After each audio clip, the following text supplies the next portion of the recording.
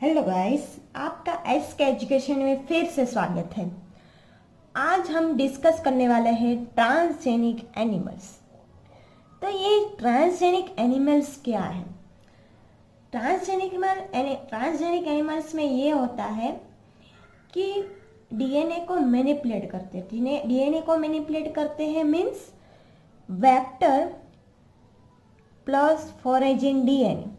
Factor में हम फॉरेजिन DNA insert करते हैं और वो हम एक माइस में इंसर्ट करवाते हैं। तो इस हिसाब से इसको हम ट्रांसजेनिक एनिमल बोलते हैं। ट्रांसजेनिक एनिमल्स मॉडल आज एग्जिस्ट है, वो है rats, rabbits, pigs, sheeps, cows and fish. But 95% transgenic mice में ही हमने यूज़ किया है, क्योंकि उसके रिजल्ट अच्छे आते हैं। माइस में इसलिए यूज़ करते हैं, वो छोटा है, इजीली हमको वो ट्रांसजेनिक मॉडल के लिए अवेलेबल रहता है। इसलिए अब why are these animals being produce, why we are producing transgenic animal? तो ये ट्रांसजेनिक एनिमल प्रोड्यूस करने का जो मंतव्य है पीछे का, वो है ह्यूमन वेलफेयर के लिए। ह्यूमन के लिए एक एडवांटेज है। इसलिए कैसे, देखते हैं हम step by step. Normal physiology and development. तो जो भी वो जीन है हमने जो इंसर्ट किया है, तो उसका फिजियोलॉजिकल नॉर्मली क्या है और उसका डेवलपमेंट कैसे होता है वो हम जान सकते हैं। कैसे? तो वो जीन कैसे रेगुलेट होता है, देन उसका नॉर्मल बॉडी में फंक्शन क्या है, और वो हम जीन मैनिपुलेट करके जो ट्रांसजेनिक एनिमल्स में यूज़ करते हैं उसमें उसका फंक्शन क्या है, तो वह हम कंपैरिजन कर सकते हैं। जैसे कि एग्जाम्पल के लिए है insulin like growth factor. Insulin like growth factor use होता है इंसुलिन के ग्रोथ के लिए। तो उसको उसका जो जीन है उसका फंक्शन अल्टर कर दिया है, और हमने अल्टर कर दिया है तो उसमें मीन्स के ग्रोथ फैक्टर नहीं है, इंसुलिन लाइक ग्रोथ फैक्टर, और उसको हमने इंजेक्ट कर दिया है ट्रांसजेनिक एनिमल में। फिर हमने उसका जीन का रेगुलेटर कैसा है insulin like without insulin like growth factor के का उसका क्या रिजल्ट मिल रहा है, उसकी इंफॉर्मेशन हम जान सकते हैं इजीली। तो इस तरह से हम नॉर्मली कोई भी स्पेसिफिक जीन का हमको प्रोटीन का जानना हो, उसका फंक्शन या इंफॉर्मेशन रिजल्ट्स, तो ऐसे हम जान सकते हैं। ओके गाइस, देन आता है study of disease. Nowadays study of disease useful for the cancer, cystic fibrosis, arthritis and Alzheimer disease. This is the useful for the investigation of the new treatment. जैसे कि ये हमको ये disease है, तो जैसे कि हमने कैसे फॉर एग्जांपल हमने कैंसर का कोई ट्रांसजेनिक मॉडल ले लिया, माइस में हम कोई भी कैंसर के लिए रिसर्च कर रहे हैं, ब्रेस्ट कैंसर के लिए रिसर्च कर रहे हैं, तो आराम से हम वहाँ पे हम कोई भी न्यू ड्रग है तो उसमें हम अप्लाई कर सकते हैं।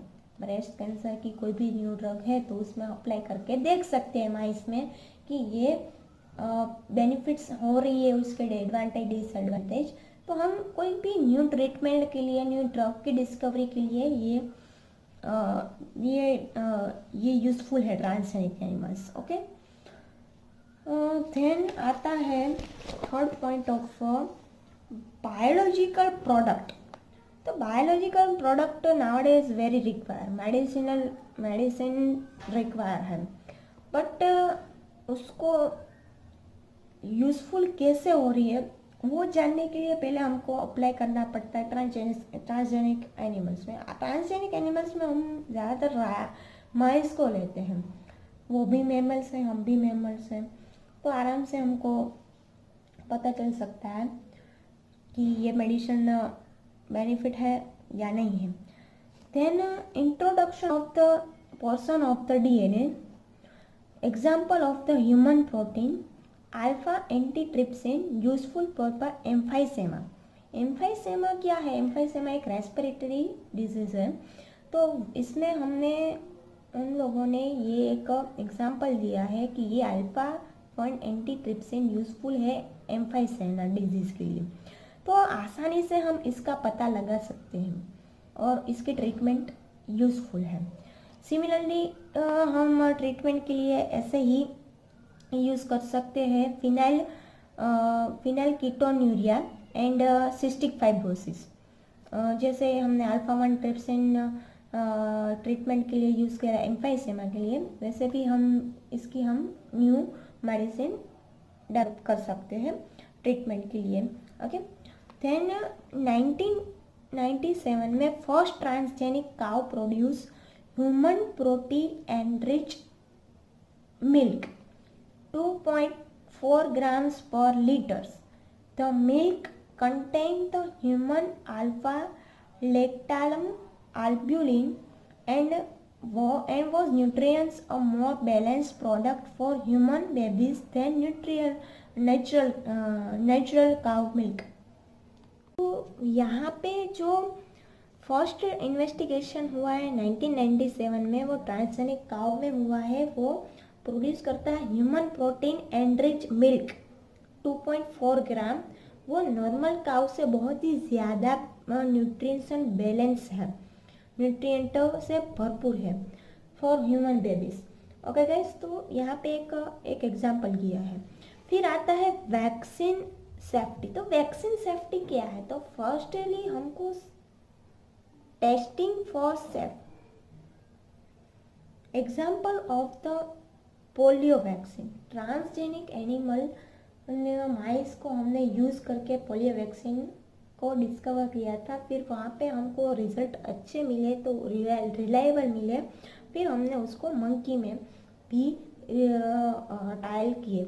तो फिर ऐसे हम बैच वाइज ट्रायल करने पड़ते हैं। वैक्सीन कोई भी मार्केट में बाहर आती है, उससे पहले बहुत सारे ट्रायल करने पड़ते हैं, फिर ही वो बाहर आती है वैक्सीन।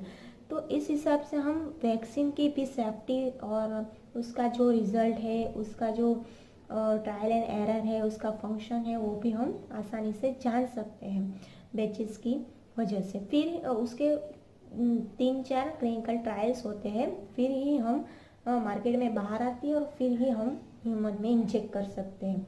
तो ये वैक्सीन की प्रोसेस तो बहुत लंबी चलती है, पर उसके लिए हम ट्रांसजेनिक एनिमल्स यूज़फुल करते हैं। ओके गाइस, फिर आता है केमिकल सेफ्टी टेस्टिंग। तो केमिकल सेफ्टी टेस्टिंग के लिए भी चेक करने के लिए यूज़फुल है। हम उसकी टॉक्सिसिटी क्या है ड्रग की, वो हम जान सकते हैं। कितना टॉक्सिक लेवल है वो हम जान सकते हैं। हम ट्रांसजेनिक एनिमल है वो सेंसिटिव होता है टॉक्सिक सब्सटेंस से। देन नॉन ट्रांसजेनिक, जो ट्रांसजेनिक एनिमल नहीं होता वो नहीं होता है सेंसिटिव टॉक्सिक सब्सटेंस है। पर जो ट्रांसजेनिक एनिमल होता है तो उसकी टॉक्सिसिटी चेक कर सकते हैं हम आसानी से, जो बहुत ज़्यादा सेंसिटिव होता है। देन एक्सपोज टू उसका इफेक्ट एंड टॉक्सिसिटी स्टडी के लिए। Toxicity testing in such animals will allow use to obtain result in less time. बहुत ही कम टाइम में हम आसानी से जान सकते हैं उसकी टॉक्सिसिटी क्या है। तो ऐसे हम केमिकली सेफ्टी के लिए भी टॉक्सिसिटी कितनी मेंटेन होती है उसमें, वो भी हमको जानने के लिए ट्रांसजेनिक एनिमल का यूज़फुल होता है। तो उसका कंसंट्रेशन कितना रखना चाहिए, टॉक्सिक लेवल का उस ड्रग का कितना है, कितनी हार्मफुल है ह्यूमन के लिए, वो जानने के लिए भी हमको यहाँ पे यूज़फुल है ट्रांसजेनिक एनिमल। ओके गाइस, तो ये हमारा आज का लेक्चर रहा ट्रांसजेनिक एनिमल के बारे में। अगर आपको इसके बारे में कोई भी क्वेश्चन हो तो प्लीज़ मुझे कमेंट बॉक्स पे बता दीजिएगा, और इसका कोई भी क्वेरी हो तो कमेंट में बता दीजिएगा। And thank you for watching.